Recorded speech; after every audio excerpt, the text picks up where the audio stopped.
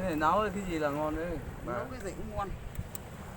Nấu riêu xào, xào đậu, đậu đũa, đậu cô ve, bầu bí, vân vân.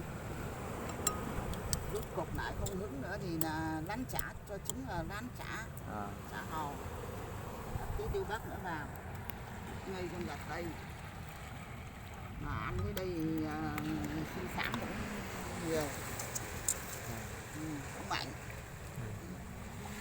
Các chú ở lấy vợ thì là chị đĩa nhanh quá đây. Nói vậy vợ con vậy mấy con rồi chứ ha. Rồi. Các chú vợ con rồi. Em mới trêu vậy. Vợ con rồi. Cái này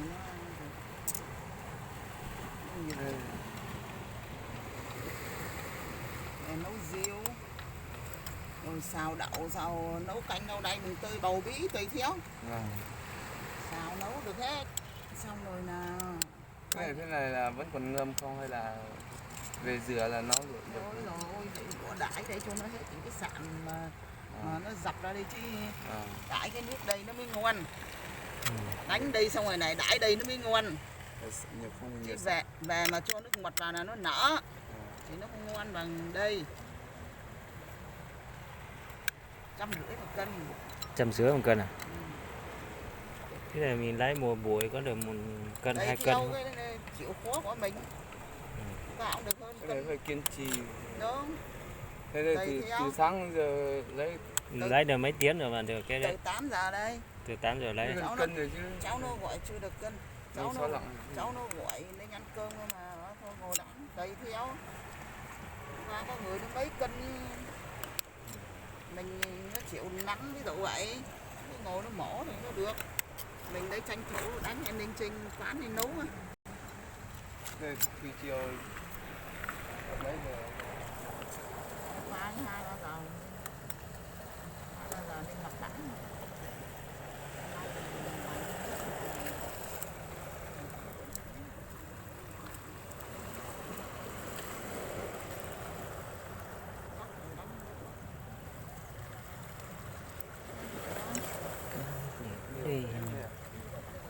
Nhiều lắm. Thì nếu mà 150 cân thì càng ngày phát theo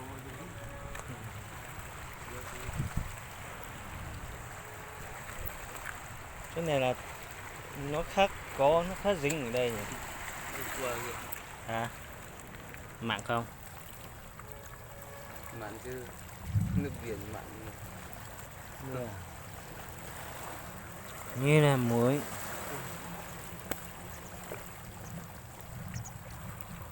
Cái này tối nó mới ra ăn chứ hay là nó như thế nhỉ?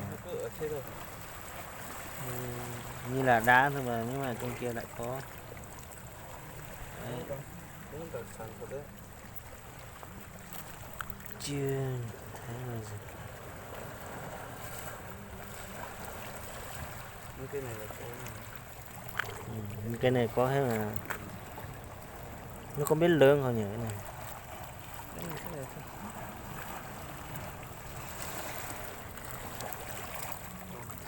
này có nhiều. Thì tưởng là đá gì chứ còn cái này. Đã ăn được.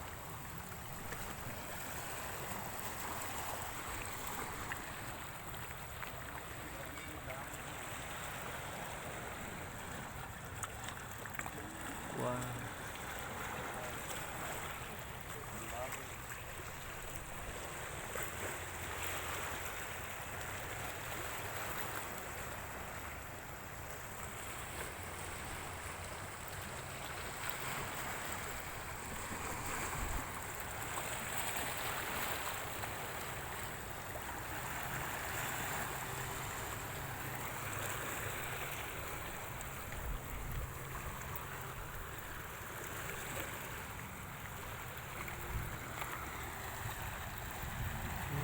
Tao chả ơi. Thục thông nó sẽ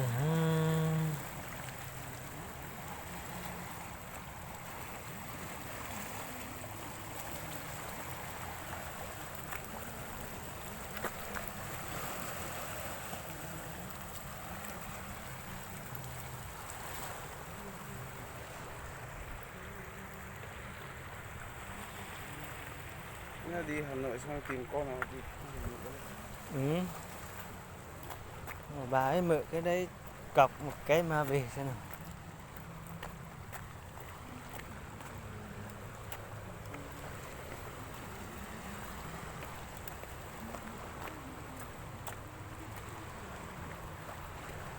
Cho mượn cái đây một tí xì. Mình cọc một cái này. Cái đây không phải là trò chơi. 10.000 một mũi, 10.000 một mũi. 10.000 một mũi à? Mà người ta dĩa nhuộn cho mình đây này. Điểm thứ nhất. Điểm thứ hai nữa là ở cái dân Đồ Sơn này là có một mình nhà nó làm thôi. Mua cái búa này của nhà nó thì nó mới dĩa cho. Nó chưa vợ mà nó hâm hấp tấy giờ dở. Bây giờ cháu mượn của cô vào nhá, vừa mất vừa chậm năng suất là một nhá, lại hỏng của cô. Vậy. Chứ còn là điểm thứ nhất, điểm thứ hai nữa là đây là cô đánh để đi nên gọi là giải trí nhà ăn, chứ còn là người ta đánh người ta để ăn gạo hàng ngày đấy. Thì mất thời gian của người ta, chứ bây giờ cháu mượn cháu mổ những người đánh nhanh bây giờ cháu mượn khoảng cơ vài phút là đã mất 20 của người ta rồi. Những người đánh nhanh một cái mỡ vậy là đã 20.000 rồi. Chú phải nên biết vậy nhá. Vậy cho nên không mượn được. Rồi. Cái thằng rèn ấy nó chưa vợ, nó hâm hấp dở tấy đi vào rẻ lấy tiền thôi mà nó lại tấy nó lại nó cũng không rẻ cho mà. Như cô vậy thì biến có khách vào vậy thì cô phải choạng ra cơ, mà nó chưa vợ nó tấy bảo nó gì thì nó lại bảo là nó cũng thèm tiền. Mà nhà nó nghèo chứ nhà nó có giàu đâu. Nó chưa vợ mà nên là cả nhà nó nhá. Mấy cô con gái thì còn cái hiện giờ còn 2 cô con gái ế chồng chưa ai nấy. Sao lại ế chồng nhỉ? Có một cô chắc là cũng kén hay là như thế nào đấy. Còn có một cô nhá, có một cái cô lớn đấy, thì là cô đi xuống cô đánh cái hầu đây này. Thế là có một cái anh đấy, anh ấy đi xuống đá hầu. Để cô kể tiểu sử cho mà nghe. Ở trong cái mía trong kia nè, cái anh đấy đây cũng tự như các cháu như vậy này. Mới đi xuống xem cái cô đấy đánh hầu.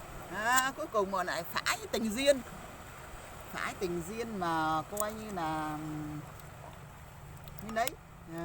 Như đấy mà không biết là cái chú nên là công an hay gì, là công an. Bây giờ là công an. Thế là mình lấy thì cô anh như là cô ấy dẫn về nhà cô ấy. Nhà cô ấy nghỉ cái cốc uống nước Trung Quốc á.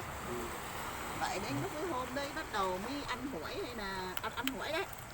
Thế là chú sắm cốc xong rồi cho để về mà để nhà dai suốt thì cho nó gọi là tương tất tị chứ rồi vậy. Đấy, thế nào cuối cùng là thành vợ thành chồng. Đẹp. Còn 2 cô đẹp ơi đẹp mà cuối cùng bây giờ vẫn chưa lấy ai. Còn hai em cô nữa bây giờ vẫn chưa lấy. Lại một cái thằng vẽ cái bú đây. Lại chạy.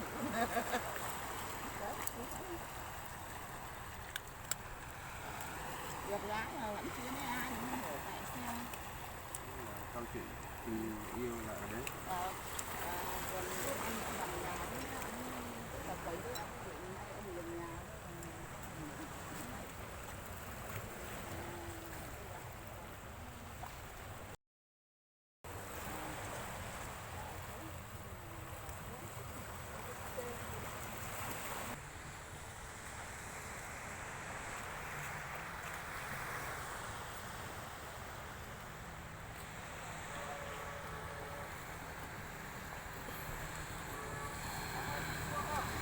Không.